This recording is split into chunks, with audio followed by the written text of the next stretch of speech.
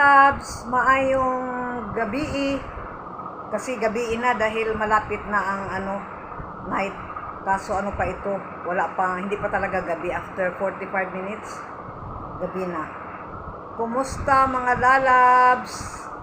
As usual, si Biyudang Pinay again nandito. 6 PM na, wala pa si Rihanna. Ay naku, grabe, nakakaluka. Nakakaluka ang dito, kuryente. Itong araw na ito. From 10 AM, nawala na yung kuryente. Tapos nagka-kuryente uli. Tapos ang pinakamatagal na nawala from 2 PM until 5:30. Umalis yung girl ko. Papuntang coaching. Wala ng kuryente.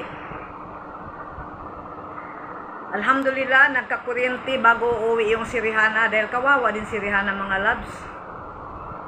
Sacrifices talaga ng buhay. Ganun lang talaga. Laban lang sa mga pagsubok sa buhay. Kasi siya, from coaching, 3:30 ang coaching ni Rihanna hanggang 2:30. 3:30 ba mali ha? No. 3:30 to 4:30. Tapos pag diretso na siya. Umaalis ng bahay si Rihanna mga around mag 2:30 na, alis na siya ng bahay. 2 o'clock. Tapos diretso na siya doon sa from coaching.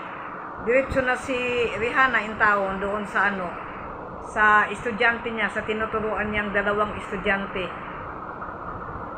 Tapos uwi siya ng 6.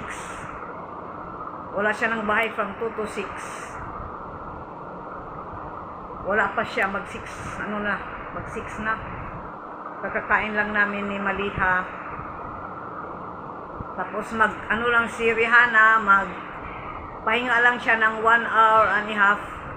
7:30 to 10 PM, andun naman siya ulit sa 2 estudyante niya. For her school survival. Kanina si Maliha parang maiyak. Si bunso ko. Dahil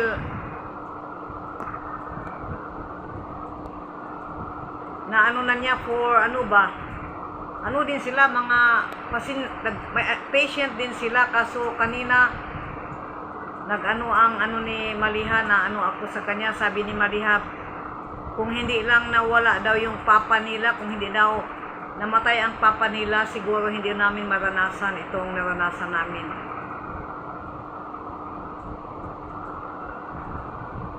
Thanks God at nairaos ko naman sila, napakain, kaso nga lang gusto na nila magbukod kami ng ng 2 rooms. Kaso ewan ko lang kung makaya natin ito. Dahil binabudget ang pera for our pagkain. Mahirap mga loves kasi alam mo bakit si Maliha nahihirapan na ng niya. Nahihirapan na siya dahil syempre yung namin may kami yung pangkabuhayan ko ba, hindi na sila nagbibigay sa amin. Yun dapat ang namin, ang for our daily survival. May mga tao talaga na pag na ba yung ewan ko ba, may mga taong walang talaga, wala silang rin ba, parang walang puso ba, na hindi nila iniintindi na paano kaya kumakain itong itong mga na ito, mga walang tatay at saka itong byuda.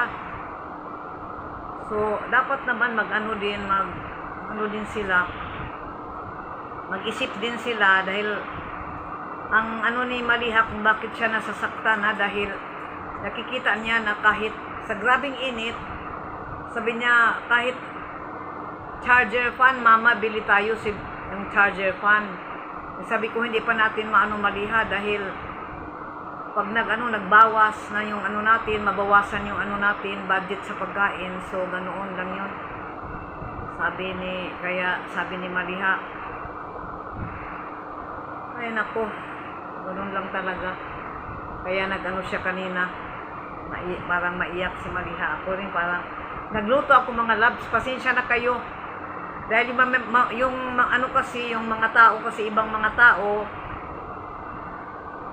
yun bang ano sila, nasa kanila na lahat, so intindihin din nila yung obligasyon nila sa kanilang magbayad ng every month para naman solve yung problema namin sa ano namin sa buhay-buhay namin dito. Pag hindi sila magbibigay, so nakakalimutan na nila, sila lang ang ano for ano sila, yung ano ba, for kompleto lahat. So okay lang, alhamdulillah.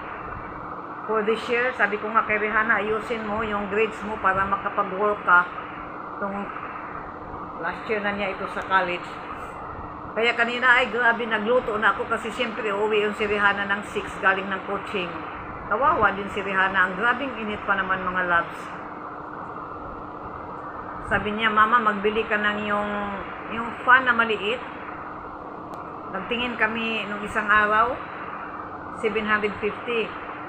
Kaso may binili akong kaunti na ano sa budget. So sabi ko pagbalik na lang uli by siguro sa Huwebes. Nag-absent si Maliha kanina, so Thursday uli ang klase ni Maliha. Sabi ko magbili kay may sweldo man si Rihanna din, yung sarili niyang pera, yun ang bibili ng ano yung portable na fan ba, para sabi niya ang init sabi niya, grabing init. Tapos, nawalan pa ng kuryente doon sa ano niya, sa coaching center. So, sabi ko, sige. Kaya, nagluto lang ako ng ano, kahit ano talaga. Grabe ng init, tulo-tulo na ang pawis, hanggang paa. Luto lang tayo ng ano. Nagluto ako ng lentil soup at saka ng ampalaya. Yun lang ang ulam namin, kinain sa amin. Mga girls naman, hindi naman sila pihikan. Kaya pasensya na kayo, minsan na ano ko talaga ang buhay ko dahil parang minsan talaga rin hindi na maiiwasan ang mag-hysterical minsan. Pag ano lang gusto ko na isang araw parang maiyak na ako. Hindi naman ako kung anong binigay sa atin ni God, alhamdulillah, thanks God. Pero yung iba kasi, ibang tao, yung may mga sila, dapat mag-ano din sila ng obligasyon sa ibang tao na mag-ano din sila magbayad para naman yung ibang tao makapag-move on, makapag mabuhay-buhay din. Kung yung ibang mga sila lang ang mabubuhay, hindi iniintindi na yung kawawa din yung ibang tao na walang masandigan, wala akong asawa.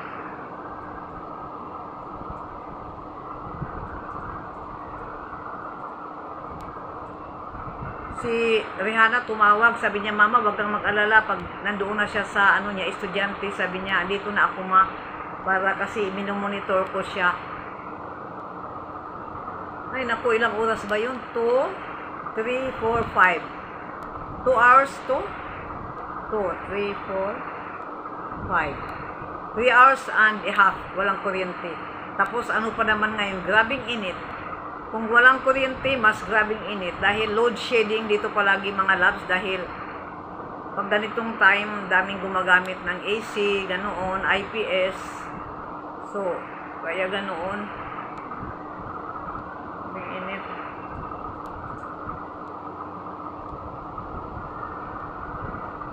Kaya kanina sabi ni Maliha, mag-absent lang muna ako dahil mas grabing mainit kanina.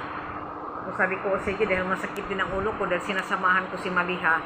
Dahil siya, 2 rides going to school, tapos 3 sakay pa uwi. Tapos ang hirap pag hindi mo samahan dahil bago lang si Bunso sa eskwelahan na yon. So, need kong samahan mga loves. Yung mga parents sumasama sa mga anak nila, may din doon, may parents quarter, upuan kung saan kami uupo. May mga parents din doon, may mga yung nanay ba. So makipagmarites din ako. marunong man ako magbangla, nakakaintindi kaso nahahalata nila sa ano ko ba, sa accent ko. Yung accent ko, nahalata nila na hindi ako pure na Bangladeshi, kaya magtanong sila kung taga saan ka. Sabi ko, foreigner ako. BDC. BDC kasi ang tawag ng foreigner na Bangla. Gusto din nila ako makimingle din sila sa akin. Ewan ko ba kung sa ano din ni Rihanna, sa niya, mga parents din ng ano ni Rihanna, ano din sila sa akin. Ano ba yung istorya din sila, gusto din nila ako. Kasi ako din, mag-istorya man ako sa kanila. Biro mo 4 hours ako doon mag-upo sa waiting for Maliha. So mabuti may parents na quarter. May ceiling fans, hindi gaano mainit. Okay mga loves, pasensya na ang buhay-buhay ko, ang kwento ko sa realto ko. Dahil itong araw na ito parang masama talaga ang ko. Dahil si Maliha, nakita ko na parang iiyak siya. For the first time talaga na si Maliha itong week na ito, na siya talaga. Ay, sabi ko, huwag ka mag-alala. Allah is good all the times. Diba mga loves? Tawa lang tayo kahit walang ipin. Wala nang ipin dito si ate ninyo, so hindi ako makatudo ng smile. O sige. Ingat, amping-amping. God bless everyone. Maraming salamat po. Shout out po sa mga bago kong subscribers. Sa lumang subscribers, keep on watching. Likes and share po para tayo may pang kabuhayan. Okay, bye for now.